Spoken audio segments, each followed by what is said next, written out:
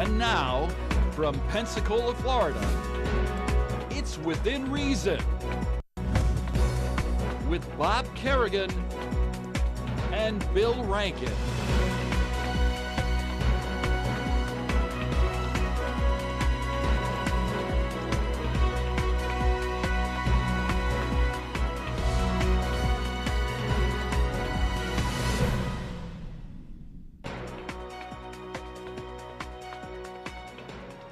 Welcome to the award-winning, it's appropriate because we're going to talk about awards tonight, the award-winning Within Reason with Bob Kerrigan and Bill Rankin. Bill Rankin and... Bob Kerrigan, and I want to know this. How in the world can we talk about the sheriff when you have completely fabricated the award-winning credentials that we now carry around on the internet? I haven't completely fabricated them. I prompted them. You prompted them. But who actually gave us an award? All right. One award was for the staff here at WUWF for the best live program. Okay. It happened to be the only one at the time. Yes. But it was that's a legitimate award. It was a legitimate The other award came from a limited liability corporation that I own, which gives out awards for excellence in broadcasting. Well, congratulations. I didn't know that. Yeah. And are you the sole owner of this? I am. Limited liability company? Yes. What was the criteria of picking the program? I just watched every program I watched. I kind of graded, and we came out on top. Well, it's. I'm not saying it's unbiased. Well, it's not completely. In recent weeks, we haven't even mentioned the awards. I mean, it was kind of a lark. And the day we announced the awards, we announced that we gave them to ourselves. We did? The very day. So but we're not. The introduction tonight, though. Well, the introduction tonight kind of plays into the headline story on the Pensacola News Journal from yesterday, which was Sheriff Morgan's award. So that's why I mentioned it. We're not going to that story for a while. So if you want to hear... We're still working on this. That's a tease. That's a tease. But we've got some very interesting stuff about the awards, about the people supporting Sheriff Morgan, and also we got kind of a theme for the show, which includes Sheriff Morgan and Commissioner Robertson, and it is about hubris of people in local elected office and the stance of their supporters, which is basically, you don't get to talk about that. You shouldn't talk about it. It's wrong to even talk about it. Well, criticism is not healthy. Of course it is. It may be the only thing that is. Well, no, I'm saying to politicians.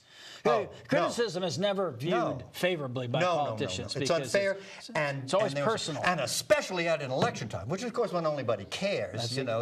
That's exactly when the papers ought to be bringing out whatever they've got. You have some comments about a viewpoint written by I do. A local businessman, Louis Bear, and are you going to talk about he wrote a viewpoint, and this was in...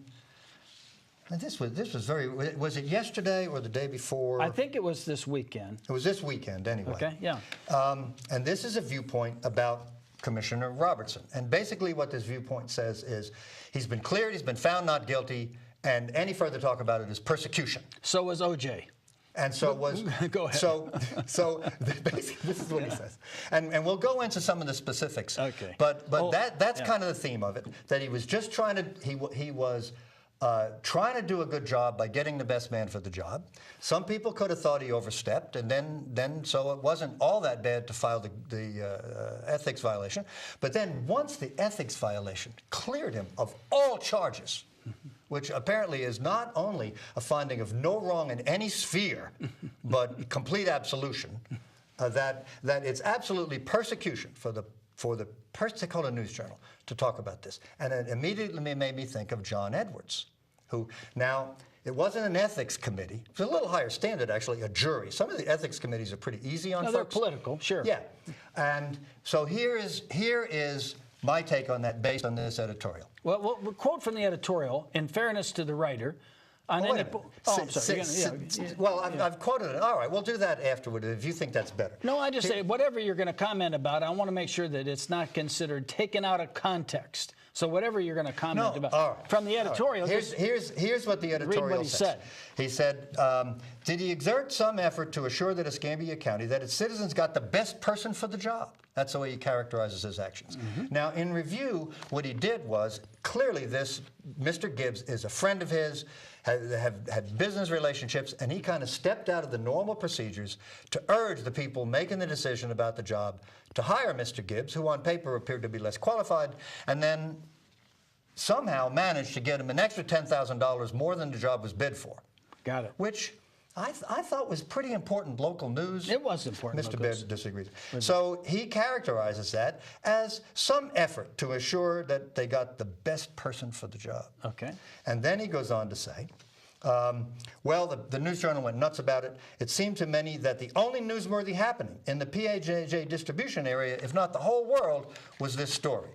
Well, they did report some other stories, but in defense of the PNJ, this is a very important Pensacola News Journal. Pensacola News Journal. Right. And it had all these ramifications because other county commissioners stood up and said, we got to stop this. They did. And then it went on, and the story went on. The story had legs. And then Mr. Gibbs sued those county commissioners.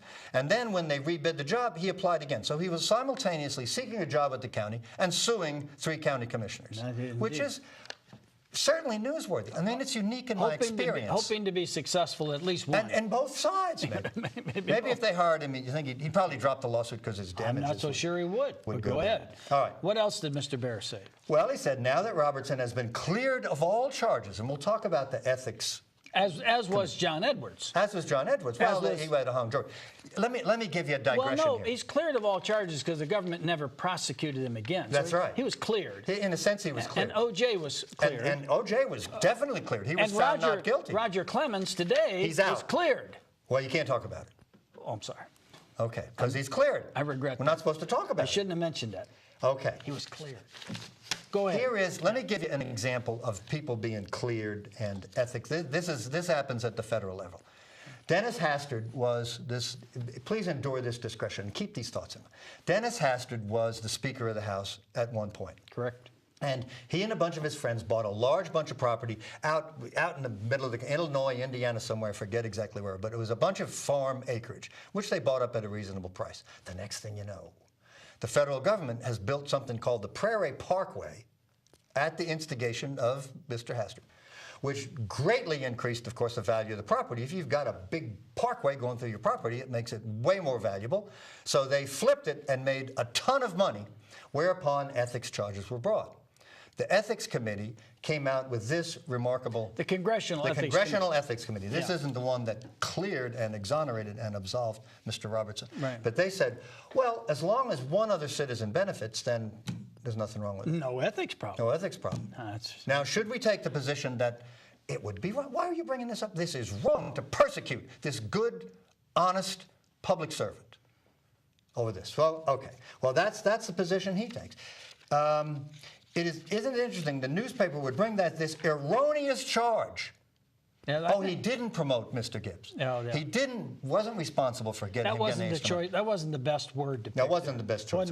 Well, here's another paragraph. Okay. Yeah. Now that he had been cleared of all charges, one would think the PAJ would stop persecuting an innocent public servant who's running for office.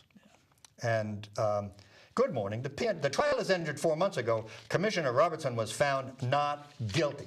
He is not found not guilty of doing a bad job for his constituents. He has not been found not guilty of giving away county money. It's just a whole different standard. It's nonsense. And to suggest that now with an election coming up, we should not be allowed to talk about it. Politicians do not like to have their missteps in the paper. Here's what makes it worse, to my mind, and puts it on a par with what's going on in this other story we're going to talk about. To this day, now, when the 3 county commissioners, they wanted had to have their lawyers at public expense because this happened during a county commission meeting and further into the business. Yeah. He voted against it. We covered that. Yep, he did. Well, the truth is, probably none of them should have voted on it because they all had an interest one way or the other. The only one didn't was the Valentine, and he was gone out fishing over in the district. And then he came back and said, well, when I had my ethics problems, you didn't give me a lawyer, so I'm voting against you. Which is, really classy conduct for the 3rd grade, not for the county commission. This is an interesting view of life. To suggest someone, as you point, is not guilty of indiscretion, poor judgment, insider dealing, buddyism or what, because he was found not guilty of the way they framed an ethics charge. It's like, no, wait, let's not go overboard. Okay, well, yes, he was cleared of the ethics charge. He was cleared of the ethics charge. But let's not, because they couldn't find an ordinance that he violated. Yeah, well, let's not go berserk and say that this is the vindication and the restoration of the white knight status is not exactly right. But again, the suggestion by anybody. And listen, this letter is written by a friend. It's okay. I mean, the editorial piece. It's not wrong for a friend to write an editorial supporting a friend, if he's a politician. But it's just kind of misunderstands things. And Bill, really, I think it suggests, too, that sometimes businessmen don't quite get the ethics that we should employ in public office. Right. It might have been okay at the business meeting or on a business deal or whatever, when you didn't quite cross the line, so you were vindicated of any wrongdoing. These are public officials. We hold them to a much higher standard than the business community. And I think really what a businessman's done here is judge this elected public official by businessman standards, which are not bad standards. They're just kind of on the edge. This gentleman is running for office. I mean, this is when his record is supposed to be scrutinized. He didn't take himself out of the game. He did not. He put himself in the game. Now, here's my parallel, which I love. Okay, good. John Edwards he wasn't found not guilty, but there was a hung jury. They're not going to prosecute him. Right. So wouldn't it be legitimate to say, well, John Edwards was just trying to do a good citizen's job and help an unwed mother. That's all he was doing. That's all he was trying to do. And now that he's been cleared of all charges, it's wrong to say he did the slightest thing wrong. The audacity. This business about cheating on his wife and all of that, we shouldn't talk about that. That's audacious right now to even talk about Senator Edwards. Down the newspapers on that subject. That's it. And of course, he was a trial lawyer, and our view is that you should not ever say anything disparaging about a trial lawyer, no matter what they did. And in this case, we're being persecuted all over the place. We're being persecuted, and so in this case, John Edwards, that's enough of that. Trying to help an unwed mother. Just trying to help an unwed mother. It was all a misunderstanding.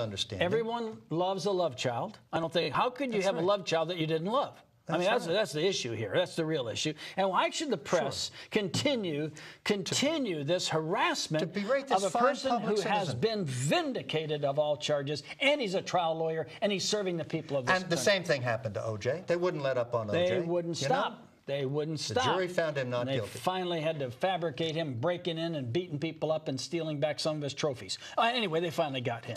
Okay? Are you finished with this now? Okay. Yeah, we're finished with this issue. We're going to go to another issue? We're going to come back to the. We're going to tie this into the story about the metal man. About Sheriff Morgan. We're going to tie that in, but I want to bring you up to date about something. Oh, good. I've been working on something. Okay, this is a sort of a top secret deal.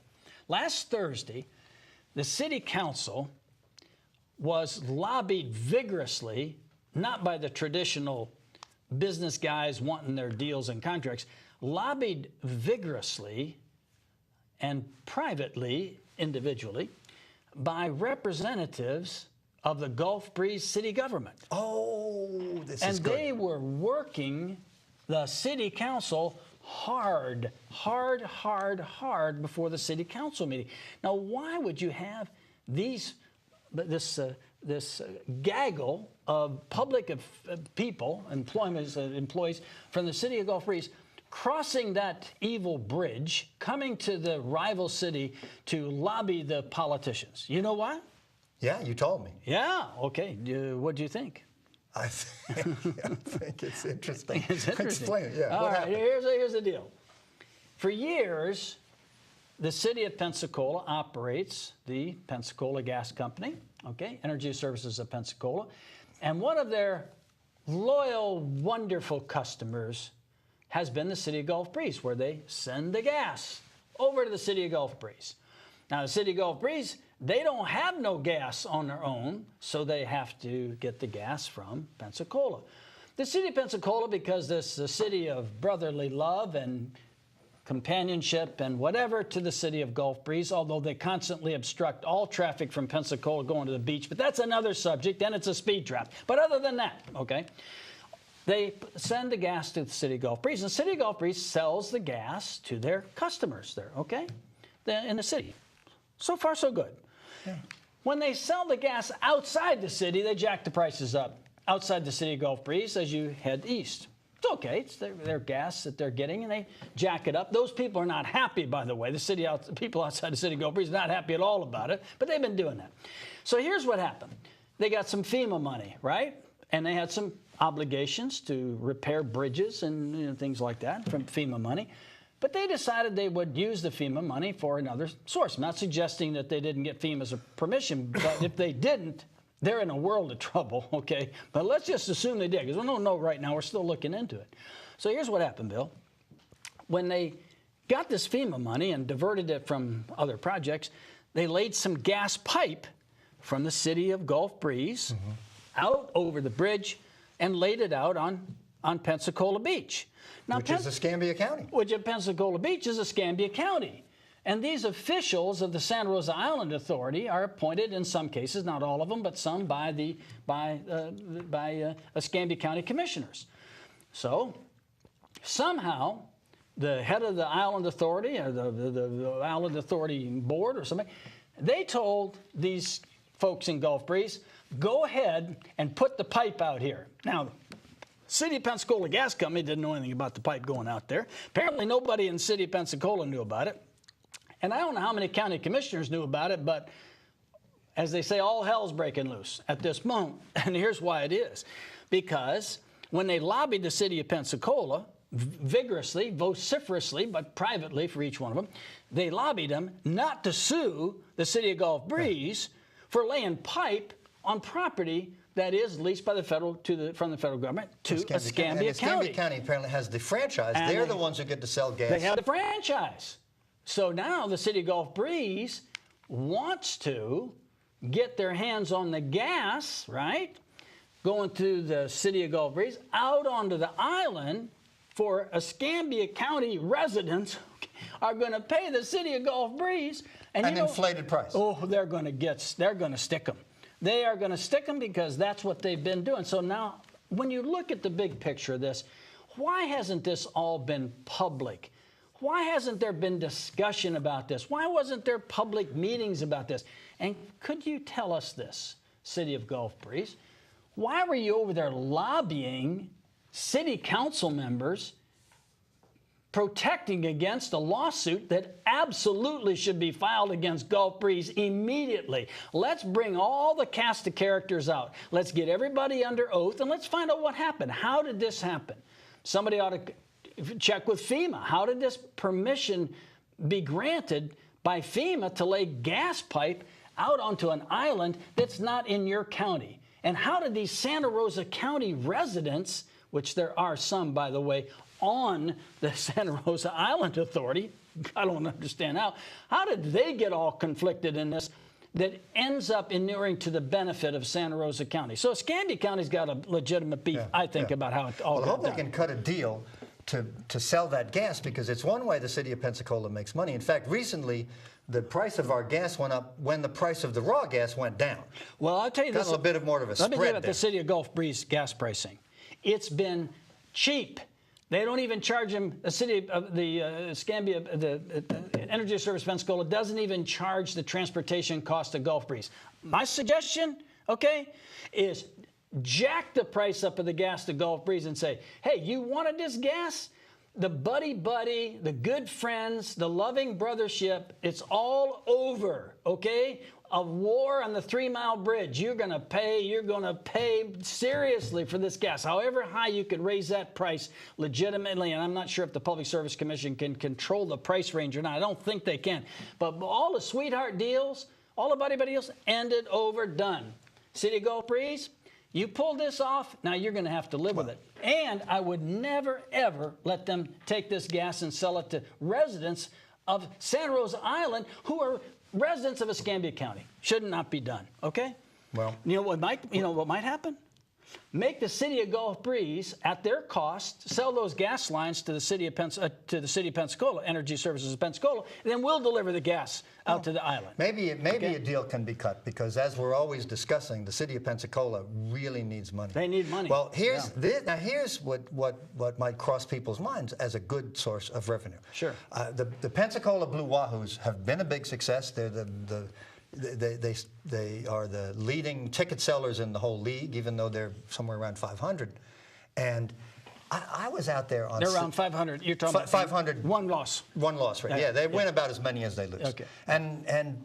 But it's a great show. The park is nice. I was out there Saturday night, and it was not only full, it was a marvelous experience, but people were visiting the concession stands as though food were going to be gone for the next month. I mean, have you run into that lady eating, that you made fun of the last time on this program? I haven't seen her. I'm so she's sorry looking I for did. you. I apologize. Her husband's I didn't looking- mean it, and I didn't mean you. I meant some other large lady. Her husband's looking for you. Well, we got to take a short break, and you can finish this story when we come back. Do you mind? I mean, we have responsibilities. I love interruptions.